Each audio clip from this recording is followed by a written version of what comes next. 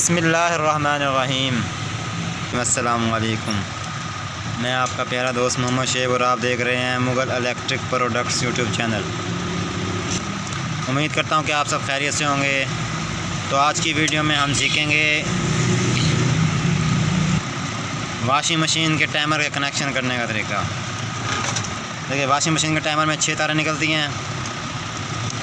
सबसे जो मेन तार है, ये काली तार है, ये डायरेक्ट मेन में नीचे मोटर के अंदर जाएगी। जो नीचे की जो मेन है वो उसमें आएगी, बिल्कुल मेन तार है वो।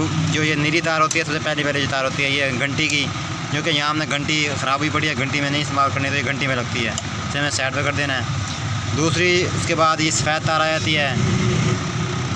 ये सफ़ेद तार जाएगी 1 वे 2 वे बटन की मेन में। ये देखें, ये 1 वे 2 वे बटन का मेन है, इसमें चल जाएगी।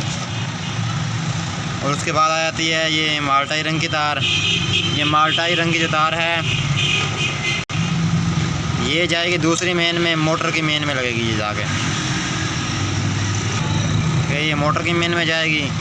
उसके बाद बचेंगे सिर्फ ये 2 तारें, लाल और पीली, जो कि आखिरी 2 भी कहते हैं, पहली 2 भी कह सकते हैं।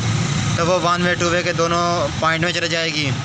और 2 वे के लिए जो हमने एक तार उठानी है, वो उठाएंगे हम किसी भी एक तार में से, बीच में टक दे के वहाँ से हमने तार निकाल लेनी है 2 वे के लिए।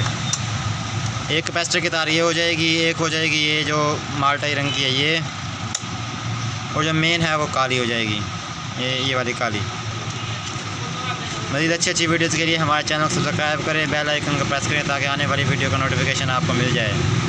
आपसे इंशाल्लाह अगली वीडियो में मुलाकात होगी। अपना ख्याल रखिएगा। अल्लाह हाफ़िज़।